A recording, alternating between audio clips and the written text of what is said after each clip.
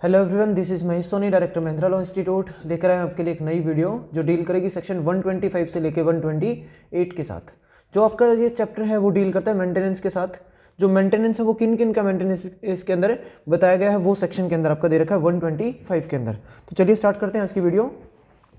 जो सेक्शन 125 है वो बात करता है order of maintenance of the wife, children और पेरेंट्स। अगर पेरेंट्स की बात कर रहे हो तो उसके अंदर एमपी लिए जो आपका एमपी स्टेट है ना, पेपर आ रहा है, उसके अंदर एक इंपॉर्टेंट चीज़ है, वहाँ पे ग्रांड जो आपके पेरेंट्स होंगे ना उनको भी यहाँ पे इंक्लूड कर रखा है। जो सेक्शन 125 है उसके अंदर आपके जनरल मेंटेनेंस की बात हो रही है। एक सेक्शन 24 भी आपका है जो आपका हिंदू मैरिज एक्ट का है, जो डील करता है किसी भी इंट्रीम मेंटेनेंस की। इंट्रीम मेंटेनेंस अगर समझेंगे तो क्या चीज़ होगी कि जो आपका ड्यूरिंग द प्रोसीडिंग है, मतलब किसी ने कोई भी प्रोसीडिंग चल रही है अंदर, जो आपका हिंदू मैरिज के अंदर एक्ट के अंदर जो भी प्रोसीडिंग चलेगी उसके अंदर जो दी गई चीज़ें हैं उनको डील करने के लिए जो भी मेंटेनेंस मांगा जाएगा वो सेक्शन 24 के अंदर डील करा गया हिंदू मैरिज एक्ट का। और यहाँ पे जो 125 है वो आपकी रेगुलर मेंटेनेंस की बात हो रही है। तो मेंटेनेंस के अंदर आपकी एक वाइफ्स, मतलब एक से ज़्यादा वाइफ, क्यों वाइफ वर्ड यूज़ कर रखा है? क्योंकि ये जो सेक्शन 125 है वो एक पर्टिकुलर किसी रिलीजन बेस्ड नहीं है, मतलब हर रिलीजन के लोग जो भी होंगे उनके ऊपर ये सेक्शन डील करेगा। अब जो मुस्लिम्स हैं उनके अंदर 4 शादियां हो रही है, तो एक से ज़्यादा जितनी भी वाइफ्स होंगी सबको वो डील करेगा। तो 125 के अंदर यहाँ पे वाइफ वर्ड यूज़ किया गया। उसके बाद आपकी चिल्ड्रन, चिल्ड्रन के अंदर किन किन को समझोगे? इलिजिटिमेट चाइल्ड, जो आपके इलिसिट किसी की, अगर मान के चलो इनवैलिड किसी के साथ कोई रिलेशनशिप है, इलिसिट आपके गलत रिलेशन की वजह से भी किसी के बच्चे होंगे, उनको भी मेंटेन करना उसी पर्सन का लाइबिलिटी रहेगी। और लास्ट बात करता है आपके पेरेंट्स की। पेरेंट्स के अंदर आपके जो मदर फादर होंगे उनके अंदर। अब जो सेक्शन है वो आपको बोल रहा है in if any person having sufficient means, अगर कोई भी पर्सन ऐसा जिसके पास सफिशिएंट मीन्स है, मीन्स यहाँ पे मतलब कोई सफिशिएंट सोर्सेज की बात हो रही है कि कोई ऐसा पर्सन जिसके पास इतनी कमाई है या फिर इतने सोर्सेज हैं जिनके बेस से, जिन सोर्सेज को यूज़ करके वो अपने बच्चों को, वाइफ को और उसके जो पेरेंट्स होंगे उनको मेंटेन कर पाएगा। अभी हम बोलते हैं मीन्स निग्लेक्ट, अगर उसके पास किसी के पास कोई सफिशिएंट सोर्सेज भी हैं फिर भी वो निग्लेक्ट करता है या फिर आपका रिफ्यूज़ करता है मेंटेन करने के लिए। किन पर्सन्स को? यहाँ पे फर्स्ट के अंदर दे रखा है उसकी वाइफ को, मतलब हिज वर्ड यहाँ पे जो है वो एक तरीके से हर वर्ड को इंक्लूड नहीं कर रहा। ये हिज का मतलब हिज ही समझोगे, क्योंकि कोई पर्सन होगा उसी की वाइफ है और वो मैन ही होगा। His wife unable to maintain herself, अगर कोई वाइफ है वो अपने आप को मेंटेन करने में हर सेल्फ क्या है, इन वैलिडली क्या होगी चीज़ की, वो अपने आप को मेंटेन ही नहीं कर पा रही है, तो उस केस के अंदर उसके हस्बैंड की लाइबिलिटी बनेगी, क्योंकि वो लीगली वैलिड वाइफ होगी तो उस पर्सन की लाइबिलिटी बनेगी बीइंग ए हस्बैंड, कि वो उसको मेंटेन करेगा।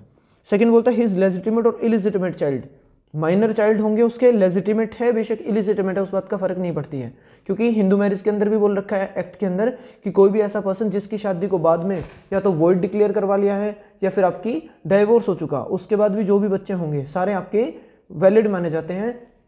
जनरली देखो एक चीज़ क्या रहती है कि जैसे मदर है, मदर के लिए कोई भी बच्चा इलिजिटिमेट नहीं होता, क्योंकि वो आपके लीगल किनशिप के अंदर आते हैं, उसके लिए सारे लेजिटिमेट है। लेकिन अगर बात करें फादर की, तो फादर की केस में क्या रहता है कि उसके बच्चे कुछ ऐसे हो सकते हैं कि शादी के पहले एक पर्सन के कहीं और रिलेशनशिप है, उसके शादी हुई, उसके बच्चे हुए। अब जो बिना शादी करे पहले वाली जो भी मतलब जिसके साथ रिलेशन थे उसके बच्चे हुए, वो आपके इलिजिटिमेट चाइल्ड माने जाएंगे। उनको भी इवन यहाँ पे क्या कर रहे हैं कि मेंटेन करने के लिए लायबिलिटी उस पर्सन के ऊपर इंपोज कर रही है ये सेक्शन। बोलता है हिज लेजिटिमेट और इलिजिटिमेट चाइल्ड, वो आपके माइनर होने चाहिए, वेदर मैरिड और नॉट। अब ये फर्क नहीं पड़ता कि यहाँ पे वो मैरिड थे कि अनमैरिड है, फर्क नहीं पड़ता, उनके ऊपर बात हो रही है unable to maintain itself. Itself यहाँ पे चाइल्ड के लिए यूज हो रखा है कि कोई भी ऐसा चाइल्ड जो अपने आप को मेंटेन ही नहीं कर पाएगा, वो आपका बेशक इलिजिटिमेट है या फिर बेशक आपका वो लेजिटिमेट है, दोनों को मेंटेन करने का जो इम्पोजिशन लगा रहे हैं लाइबिलिटी, वो सेक्शन 125 में उसके फादर के ऊपर रहेगी। सी क्लोज बात कर रहा है हिज लेजिटिमेट और illegitimate child not being a married daughter, married daughter को छोड़ के कोई भी अगर अदर लेजिटिमेट चाइल्ड है, इलिजिटिमेट है, who has attend the majority. अब जो सेक्शन ऊपर वाला था उसके अंदर क्या बोल रहा था कि जिसने मैरिड है, अनमैरिड है, ऊपर वाला आपका माइनर चाइल्ड की बात करता है, नीचे वाले में मेजर चाइल्ड की बात कर रहे हो, और वो मेजर चाइल्ड होने के बाद कोई भी अगर मैरिड डॉटर होगी तो उसके केस में क्या रहेगा, उसका जो हस्बैंड होगा उसकी लाइबिलिटी बनती है उसको मेंटेन करने की। लेकिन अगर आपके अनमैरिड है और वो आपका अटेन मेजोरिटी कर चुका, लेकिन वो किसी इंजरी की वजह से या फिर कोई मेंटल अबनॉर्मलिटी की वजह से या फिर फिजिकल किसी रीजन की वजह से वो अपने आप को मेंटेन नहीं कर पा रहा, तो यहाँ पे उसके फादर की लायबिलिटी रहेगी कि वो उसको मेंटेन करेगा। इन सब के अंदर आपके डी क्लोज लास्ट में दे रखा है कि हिज फादर और mother unable to maintain himself और हर सेल्फ, मतलब आपका जो पेरेंट्स है, तीसरा लास्ट क्लोज डे आपका पेरेंट्स की बात कर रहा है कि कोई भी पेरेंट्स किसी के भी हैं वो आपके unable to maintain their self है, तो उस केस के अंदर भी उसके बेटे की लायबिलिटी रहेगी कि वो उनको मेंटेनेंस देगा। अब ये इन केसेस के ऊपर आपकी फर्स्ट क्लॉज में जैसे देखा ना, सबसे पहले कि इसके अंदर नेग्लेक्ट करता है, रिफ्यूज करता है, उस केस के अंदर उसको ऑर्डर देगा। अब ये इन पर्सन को आपने मेंटेन करने के लिए ऑर्डर देने हैं। अगर वो इनको मेंटेन करने से मना कर रहा है या फिर रिफ्यूजल करता है किसी तरीके का या फिर नेग्लेक्ट कर रहा है, तो उस केस के अंदर जीएमआईसी होगा जो उनको ऑर्डर देगा कि आप इसको मेंटेनेंस दोगे। अब वो मेंटेनेंस किस तरीके से देंगे वो सेक्शन में नेक्स्ट में दे रखा है। नेक्स्ट में बोलता है a magistrate of the first class may upon proof of such neglect or refusal, अगर जेएमआईसी के सामने ये बात प्रूफ कर दी कि वो पर्सन आपका नेग्लेक्ट करता है या फिर रिफ्यूजल कर रहा है, order such person to make the monthly allowance, monthly allowance के लिए उसको ऑर्डर दे दिए जाएंगे कि आप हर महीने इतनी सैलरी, इस सैलरी का इतना पर्टिकुलर पार्ट आप उनको मेंटेन करने के लिए दोगे for the maintenance of his wife और सच चिल्ड्रन, और आपके कोई भी जो फादर और मदर होंगे उन सब के लिए, at such monthly rate as such magistrate think fit, जैसा भी उस मैजिस्ट्रेट को ठीक लगेगा उतना ऑर्डर यहाँ पे पास कर दिया जाएगा। जो यहाँ पे लिखा है ना ब्रैकेट के अंदर आपके स्टार लगे, उसके साथ आपका आरजीएस की बात करोगे तो राजस्थान के अंदर मतलब राजस्थान जुडिशरी के अंदर पूछेगा कि राजस्थान में कितना मेंटेनेंस दिया जाता है और एमपी है वहाँ पे कितना है। एमपी के लिए 3000 और राजस्थान के अंदर 2500 रुपये यहाँ पे दिए जाते हैं मेंटेनेंस के तौर पर। बाकी किसी भी स्टेट के अंदर या फिर आपकी पर्टिकुलर स्टेट की अमेंडमेंट को छोड़ के कहीं भी मेंशन नहीं कर रखा कि कितने उसको मेंटेनेंस के लिए आप पैसे दोगे। वो यहाँ पे डिस्क्रिप्शन ऑफ द मैजिस्ट्रेट छोड़ दिया कि जितना भी मैजिस्ट्रेट को ठीक लग रहा है ना उसके लेवल के उसको मेंटेनेंस का ऑर्डर पास कर देंगे। And to pay the same to such person as the magistrate may think may from time to time direct, जैसा भी डायरेक्शन देगा उसके हिसाब से उसको पैसे देने पड़ेंगे। प्रोवाइजो बोलता है कि जब यहाँ पे किसी माइनर फीमेल चाइल्ड की बात हो रही है जिसकी शादी हो चुकी, माइनर फीमेल चाइल्ड है उसकी आपने शादी करवा दी, शादी करने के बाद जो हस्बैंड है उसके पास अगर सफिशिएंट मीन्स नहीं है तो उस केस में क्या रहेगा कि जो माइनर गर्ल का फादर जो था उससे मेंटेनेंस मांग सकते हो। Provided that the magistrate may order the father of the minor female child, अगर कोई फादर है माइनर फीमेल चाइल्ड का, refer to in clause b to make such allowance until she attain her majority, जब तक वो majority attend नहीं करती तब तक उसके फादर की लायबिलिटी रहेगी। लास्ट में होता है if the magistrate is satisfied that the husband of such minor female, उस फीमेल का जो माइनर है उसकी शादी हो चुकी है उसके बाद उसका husband if married is not possessed of the sufficient means, अगर उस हस्बैंड के पास मतलब कोई भी ए फादर है उसकी बेटियां बी हैं और वो माइनर है उसकी शादी हो चुकी है किसी सी पर्सन से, अब वो जो सी है उस लड़की का हस्बैंड वो भी अनेबल है उसको मेंटेन करने में, तो लड़की अपने फादर से भी मेंटेनेंस मांग सकती है। प्रोवाइडेड फर्दर के अंदर आपके पेंडेंटल राइट के रिगार्डिंग बात कर रहा है सेक्शन 24 के अंदर की, वो इसके अंदर आपका क्या कर रहा है सेक्शन 24 हिंदू मैरिज एक्ट के अंदर आपका एक तरीके का इंट्री मेंटेनेंस की भी डिमांड कर सकती है, जो कि आपका इंडिपेंडेंट रहता है। सेक्शन नंबर 24 और आपका जो सेक्शन नंबर 125 है उनके दोनों के भी ऑर्डर आ सकते हैं। मतलब है ना एक चीज़ ये रहती है, एक इंपॉर्टेंट क्लास में जिक्र हुआ था कि कोई भी पर्सन जो मतलब वाइफ है मान के चलो, तो वो इंट्री मेंटेनेंस सेक्शन 24 का भी और 125 का भी क्या दोनों के दोनों क्लेम कर सकती है। इसका आंसर रहेगा बिल्कुल यस, कि एक लड़की जिसको इतने सफिशिएंट मीन्स नहीं है उस केस को सर्वाइव करने के लिए, तो वो खर्चा उस केस को सर्वाइव करने का भी मांगेगी, उसके बाद जितनी भी उसकी लाइफ बची है जब तक वो रीमैरिज नहीं करती तो उस टाइम के लिए वो बाद में 125 का भी फायदा मांग सकती है। तो दोनों अलग अलग हैं, दोनों चीज़ों को वो डिमांड कर सकती है। उसके बाद प्रोविजो फिर से ऐड कर रखा है इसके अंदर की बोलते हैं जब मंथली अलाउंस के लिए कोई एप्लीकेशन लगेगी तो उसको डिस्पोजल ऑफ कितने दिन में करेगा। उसके अंदर जब भी आपने एप्लीकेशन लगा दी तो 6 महीने का यहाँ पे टाइम दे रखा है कि विद इन द 60 डेज की बात कर रहा है कि 60 दिन के अंदर उसकी जो एप्लीकेशन लगेगी उसको फाइनली डिस्पोज ऑफ कर देना है। उसके बाद आपकी एक्सप्लेनेशन दे रखी है उसको देख लेना, उसमें सिर्फ एक माइनॉरिटी की डेफिनेशन, इंडियन मेजोरिटी एक्ट का सेक्शन 3, इंडियन कॉन्ट्रैक्ट एक्ट का सेक्शन 11 और जुवेनाइल जस्टिस जो एक्ट है उसके अंदर सेक्शन 2 का क्लोज के आपका बात कर रहे हैं जुवेनाइल की, तो उनकी बता रखी अंडर 18 जो भी होंगे उनको बोल दोगे। और जो वाइफ है इस सेक्शन के अंदर उसको बोल रखा है कि कोई भी ऐसी वाइफ जिसने खुद से अपने हस्बैंड से डाइवोर्स ले लिया हो या फिर उसके हस्बैंड ने उसकी वाइफ को डाइवोर्स दे दिया हो, दोनों को डाइवोर्स ही मानेंगे, उसको मेंटेनेंस दिया जाएगा। कब तक? जब तक वो अपनी रीमैरिज नहीं कर लेती तब तक। इसके केसेस जो होंगे वो मैं आपको डिस्क्रिप्शन बॉक्स के अंदर अलाउड करवा दूंगा। जो सेकंड क्लोज है उसके अंदर आपका दे रखा है कि जब भी ऑर्डर आएगा डेट के हिसाब से उसको आप जो एंट्री मेंटेनेंस है वो भी और जो रेगुलर मांग रखा है उसको आप डेट के हिसाब से देते रहोगे। फिर थर्ड क्लोज आपका पनिशेबल क्लोज की बात करता है कि जहाँ पे उससे मेंटेनेंस मांगा गया था लेकिन वो मेंटेनेंस दे ही नहीं रहा है तो उसको आप 1 महीने की सजा दे सकते हो या फिर अंटिल पेमेंट की, जब तक वो पेमेंट नहीं करता तब तक उसको पनिशमेंट दे सकते हो। फिर उसके बाद आपका लिमिटेशन पीरियड की बात करता है इसका प्रोवाइजो कि जब भी किसी पर्सन से मेंटेनेंस मांगा गया है वो पर्सन आपका मेंटेनेंस दे नहीं रहा, मतलब 1 तारीख को ड्यूटी लगा रखी थी कि 1 ऑफ जो मंथ है डे उस दिन आपको उसका मेंटेनेंस दे देना है, लेकिन उसने 1 तारीख को दिया नहीं है तो उसके बाद उसको डिमांड करने के लिए जो टाइम पीरियड दे रखा है वो 1 साल होगा कि 1 साल के विद इन ड्यू होने के बाद आपको डिमांड कर लेनी है अब ये 1 साल का टाइम पीरियड क्यों बोल दिया, बोलता कि अगर जिसको मेंटेन करने के लिए आपने पैसे देने हैं उसको आप पैसे दे नहीं रहे हो और वो 1 साल तक आपसे कोई डिमांड ही नहीं कर रहा, तो इसका मतलब वो अपने आप सर्वाइव करने के लिए कहीं ना कहीं तो सफिशिएंट मीन्स हैं। तो जिस केस के अंदर आपके अगर वो डिमांड ही नहीं कर रहा, इसका मतलब वो अपने आप को मेंटेन कर पाएगा, तो उस केस के अंदर उसको आप 1 साल के अंदर नहीं डिमांड करेंगे तो 1 साल के बाद उसको अलाउड नहीं करा जाएगा। ये उसका लिमिटेशन पीरियड बता रखा है।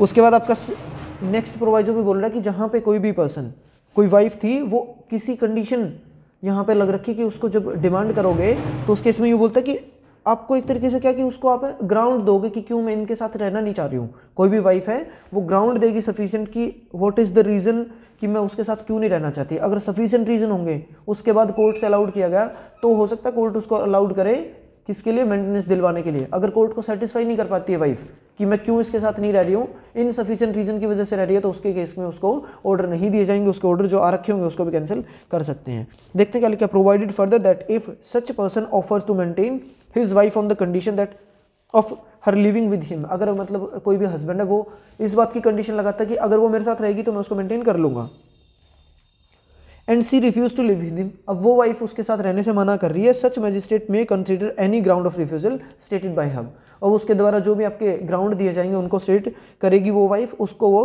सेटल आउट करेगा, उसको कंसीडर करेगा मैजिस्ट्रेट, उसके बाद देखेगा। And make such order under this section notwithstanding such offer if he is satisfied that there is just ground for so doing. अगर वहाँ पे कोई ऑर्डर रखा हो तो वो उसको कैंसिल कर देगा, अगर वो मैजिस्ट्रेट सेटिस्फाई नहीं होता बाद में तो उस केस में। उसके बाद आपकी एक्सप्लेनेशन ऐड कर रखी है, उसको खुद पढ़ना है। 4th क्लोज के अंदर आपकी एक्सेप्शनल क्लोज की तरह बोल रहा है कि 125 की आपकी एक्सेप्शन, एक तरीके से एक्सेप्शन क्या कि 125 के अंदर आप जनरली क्या दे रहे हो, उसको मेंटेनेंस दे रहे हो, लेकिन जो 4th क्लोज है वो आपका क्या कर रहा है कि उसको आप छूट दे रहे हो कि जहाँ पे आपको इसकी मेंटेनेंस देने की जरूरत नहीं होगी। मतलब कोई भी वाइफ है जो आपकी जुडिशियल सेपरेशन में रह रही है या फिर उसने डाइवोर्स ले लिया था, लेकिन वो उस टाइम पे क्या कर रही है, या तो उसने बाद में कोई अपना काम स्टार्ट कर दिया या फिर अपना आप कमाई स्टार्ट कर देती है, तो ये चीज़ है। दूसरा वो इलिसिट रिलेशनशिप में रह रही है, तो उस केस में भी उसके ऑर्डर को कैंसिल किया जा सकता है। 4th क्लोज पढ़ के देख लेते हैं एक बार। No wife shall be entitled to receive an allowance for the maintenance or the interim maintenance and expenses of the proceeding as the case may be from her husband under this section if she is living in adultery. पहले वो adultery offence होता था, अब आपका adultery offence नहीं है, लेकिन यहाँ पे अगर एडल्ट्री कोज करोगे तो उसको मेंटेनेंस नहीं मिलेगा। ये उसका एक तरीके से राइट दे रखा है उस हस्बैंड का कि वो मना कर सकता है उसको मेंटेनेंस देने से।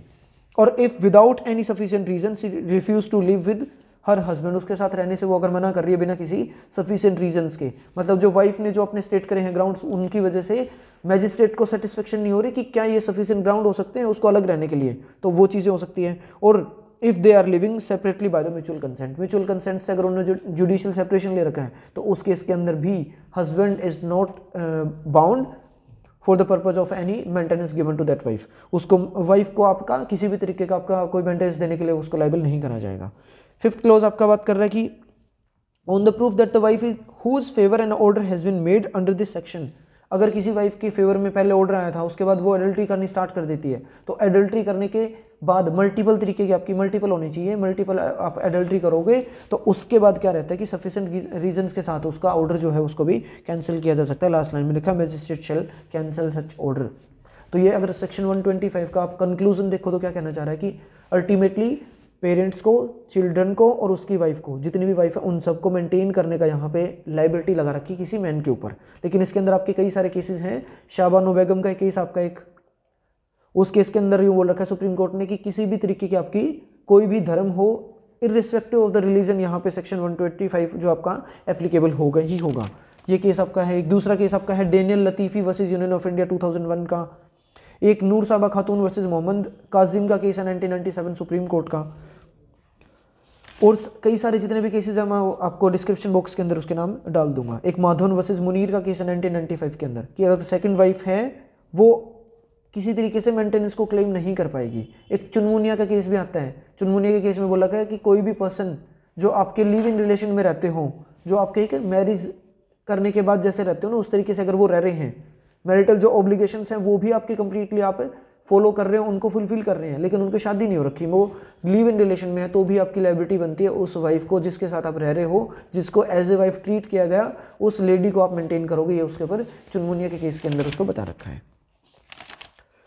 उसके बाद आपका सेक्शन नंबर 126 आता है जो आपका प्रोसीजर बताता है कि कहाँ कहाँ पे वो पर्सन्स आपके केस फाइल कर सकते हैं, उनके रिगार्डिंग बता रखा है। ज्यूरिस्डिक्शन की एक तरीके से बात कर रहा है, या फिर आप इसको बोल सकते हो प्लेस ऑफ शूट के regarding. Proceeding under section 125 may be taken against any person in any district. कहाँ पे केस फाइल किया जाएगा? जहाँ पे बोलता है वेयर ही इज, या तो जहाँ पे वो खुद रहता हो, दूसरा बोलता है जहाँ पे वो और उसकी वाइफ ने परमानेंट लास्ट रिजाइड कर रखा हो। दो चीज़ें, एक बोलता है कि या फिर उसकी वाइफ और वो खुद जहाँ पे रहते हो वो।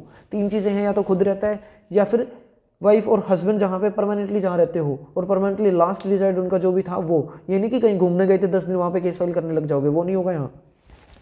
और एज द केस में भी with the mother of the illegitimate child. अगर कोई मैन है जो कि इलिजिटिमेट चाइल्ड को आप मेंटेन करने के लिए जहाँ से उस पर्सन के खिलाफ डिमांड करी गई, तो वो केस कहाँ पे फाइल होगा? जहाँ पे उस इलिजिटिमेट चाइल्ड की जो मदर के साथ लास्ट रिजाइड उस बंदे ने कर रखा है, वहाँ पे केस फाइल कर दिया जाएगा।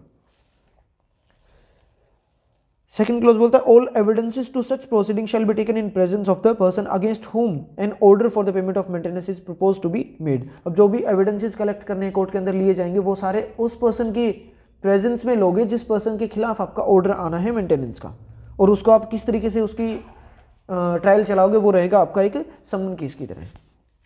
उसके बाद आपका एक एक्स पार्टी ऑर्डर के लिए बोल रखा है कि अगर एक्स पार्टी ऑर्डर आएगा तो उसका सेटिस्फाइड करने के लिए आप एप्लीकेशन लगा सकते हो। ये आपका थर्ड क्लोज है, इसका सेकंड वाले का प्रोविजन, सॉरी।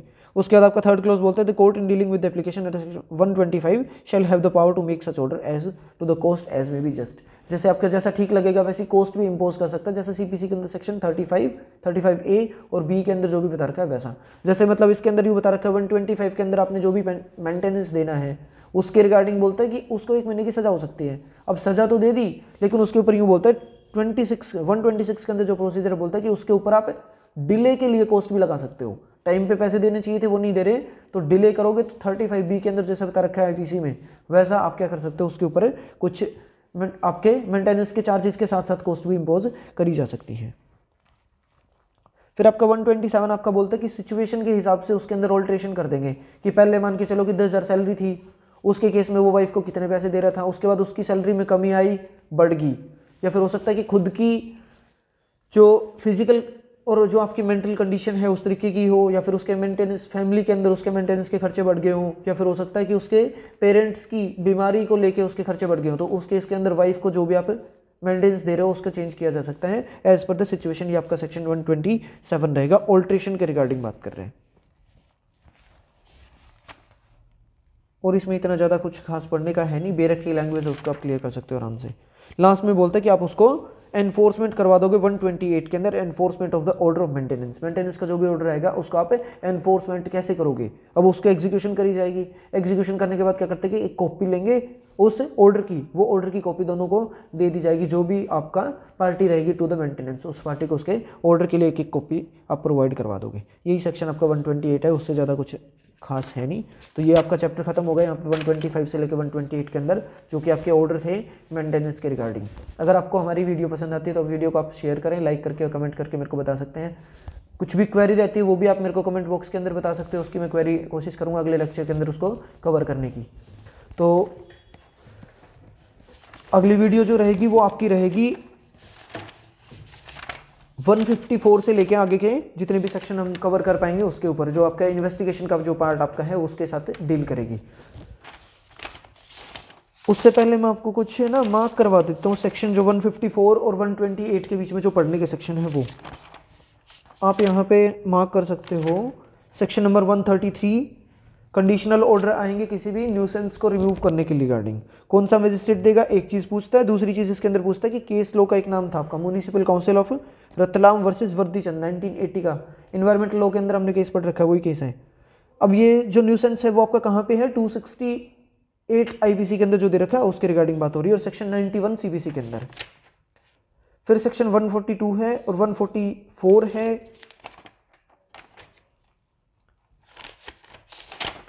144 के अंदर है ना फोर्थ क्लोज दे रखा है, जिसके अंदर आपका टाइम पीरियड दे रखा है 2 मंथ का, उसको मार्क कर सकते हो। फिर आपका 144A जो आपका पढ़ा जाएगा सेक्शन नंबर 153AA आईपीसी के साथ।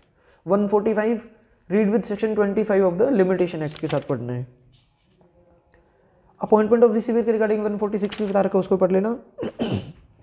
148 लोकल इंक्वायरी के ऊपर डायरेक्ट क्वेश्चन आता है कि लोकल इंक्वायरी कहाँ पे दे रखी है उस चीज़ की रिगार्डिंग।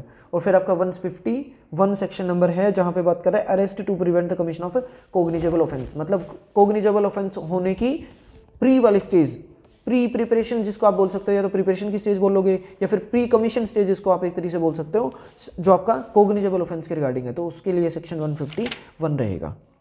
अब अरेस्ट करते हैं दो स्टेज पे, देखो या तो कोग्निजेबल ऑफेंस जहां पे उसकी प्रेजेंस में कमिट किया गया था सेक्शन 141 के अंदर जाके, सेक्शन 41 में पढ़ा था सॉरी, और दूसरा यहाँ पे क्या बोलता है 151 के अंदर कि कोग्निजेबल ऑफेंस होने की जहां पे दिख रही हो उस पुलिस ऑफिसर को कि यहाँ पे ऑफेंस होने वाला है, तो पहले से ही उसको अरेस्ट कर सकते हैं उस ऑफेंस को कमिट होने से रोकने के पर्पज से। तो ये आपका 151 है। यहाँ पे ये आपका चैप्टर खत्म हो जाता है। उसके बाद 154 से आगे के सेक्शन जो भी होंगे नेक्स्ट वीडियो के अंदर हम लोग इसको कवर कर लेंगे। और हाँ, अगर आपने मेरे को अभी तक इंस्टाग्राम और फेसबुक पे फॉलो नहीं किया तो जाके फॉलो कर लो, लिंक उसका मैं डिस्क्रिप्शन बॉक्स के अंदर दे रहा हूँ। Thank you so much for watching this.